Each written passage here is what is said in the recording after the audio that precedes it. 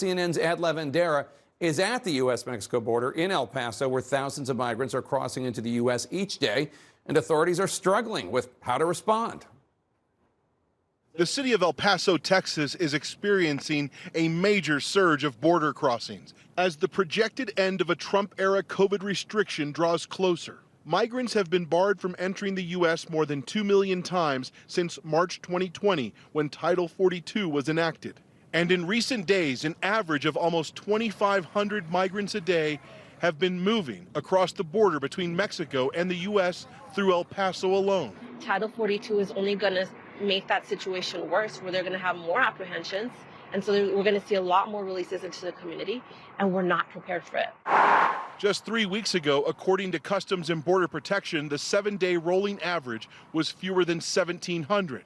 Thousands of migrants are now coming not just from Central and South America, but Haiti and even Cuba, according to U.S. immigration officials. I'm helping them get food and whatever they need. This is not even about politics, it's about humanity. These people are here and they're cold. Some have been camping out across the border in Ciudad Juarez in Mexico, raising concerns they will cross en masse if Trump-era border restrictions end in about a week. Still others have already been boarded onto buses to be processed or turned around under the provisions of Title 42. We are taking steps to be able to manage the expiration of Title 42 and to put in place a process that will be orderly and humane. And we believe that in doing so, we can protect our national security concerns.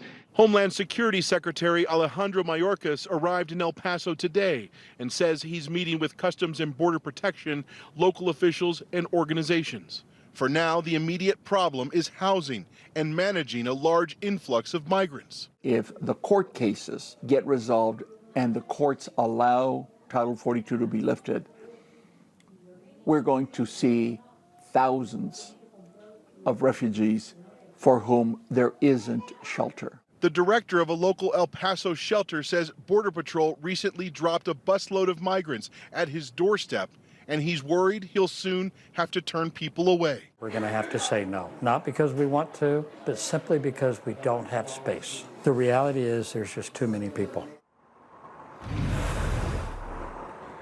And Jake, the Biden administration is projecting that as many as 9,000 to 14,000 migrants a day could be arriving at the southern border if Title 42 is lifted next week. That's roughly double the numbers we've seen of apprehensions in the last few months. But there is still a chance that Title 42 is kept in place. There are still court challenges playing out. We should have more information on that later this week. Jake. All right, Ed Lavandera, thanks so much. President Biden is asking Congress for more than $3 billion as it prepares for the end of Title 42 later this month. But will Congress give him that money?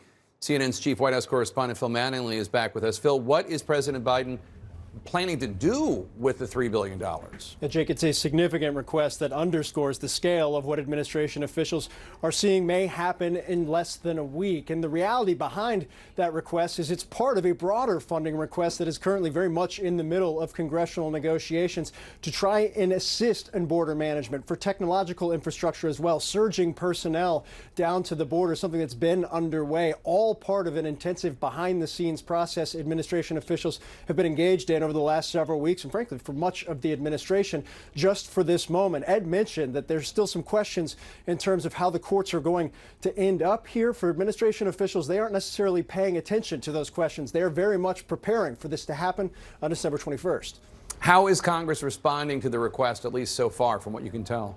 The complication here, Jake, is when you talk to Republicans, they have made clear their overall assessment and opposition to how the White House has handled the border up to this point has made them reluctant to engage on many of the requests that have been made. However, it is currently a part of funding negotiations that are underway right now. When you talk to White House officials, they make clear that Republicans want answers on the border. If they want solutions on the border, they are pushing for bipartisan immigration reform, and they also need this funding, and they are, at least based on officials that I've spoken to, willing to have that fight if Republicans vote against the funding, that they're trying to do something at the border. Republicans would be the ones standing in the way here, Jake. All right, Phil Mattingly at the White House for us. Thanks. Let's bring in Democratic Congresswoman Veronica Escobar. She represents El Paso, Texas, where the migrant crossings are currently surging. Congresswoman, thanks so much for joining us, and Merry Christmas. Your lovely background is very enticing. We're seeing these images of crowds at the border crossing into the U.S. What are you seeing and hearing from citizens in your district? Well, Jake, thanks so much for having me on to talk about this. I have been warning for a long time now, actually for years, that the situation would continue to get worse and become even more unsustainable if Congress didn't act. And as you know, Congress hasn't passed an immigration bill since 1996. And back then, nearly 30 years ago, what Congress did was essentially limit legal pathways. And Congress and administrations before the Biden administration have chosen to address immigration as a border-only issue. Dealing with immigration as a border-only issue has created the humanitarian crisis that we face today. So here's what I'm hearing on the ground here in my community. And Jake, it's important for me to say our community and a handful of other communities have consistently shouldered the brunt of this burden for far too long, and we need help. But I'm hearing from agents and their families how incredibly stressful this situation is, the impact, the stress on families, children who are supporting our federal law enforcement personnel. You know, our personnel are missing birthdays, holidays, et cetera. I'm hearing from our NGOs how overstressed they are, over capacity. Local governments are doing the best that they can to provide the support, but they need the resources so that we aren't dipping into local funds. I do also want to say that I'm very grateful to the Biden administration. They're the first administration that is fully reimbursing local communities like my own for expenses, but we need more than money.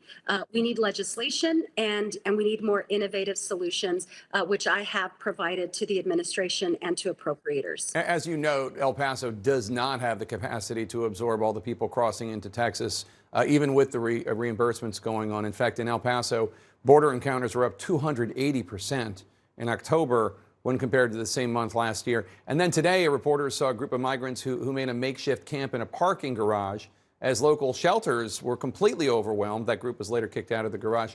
Would you call what is happening right now in El Paso a crisis? Because it looks like one from where I'm sitting.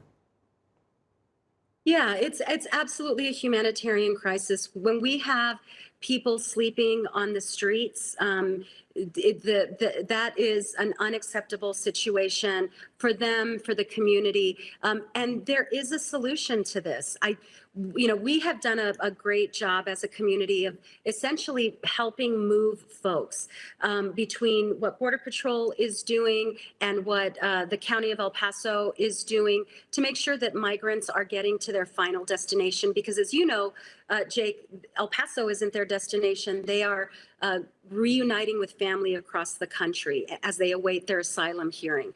Where we don't have the help and support is in the emergency shelter area. Most of these folks have purchased either airline tickets once they've gotten here or Greyhound bus tickets, but sometimes they can't get a ticket out the same day. And they'll have to wait 1 day or 2 days, and they need a place to sleep, a place to stay. And our NGOs are beyond capacity. So I've called, I had a conversation late last night with Rosa DeLauro, our appropriations chairwoman, and I see the omnibus as an opportunity. Your reporter just talked about the government funding that we're hoping to get done for the next 12 months and that we're hoping to pass before Christmas Eve. I'm hoping that omnibus, and I've advocated for, written a letter, spoken to Rosa, to Chairwoman DeLauro. We also need, in addition to robust funding, everything that was laid out by your reporter, we also need federally run emergency shelters so that we don't have folks sleeping on the street. And so my hope is that Republicans will see what's happening, will understand that we need the resources to respond immediately to this humanitarian crisis. But over the long term, Jake, Congress has kicked the can for too long. There is a way for us to address this, not just in a way that promotes security, in a way that promotes our self-interest, but in a way that also doesn't sacrifice our values. So I'm hoping that we can work together to get there.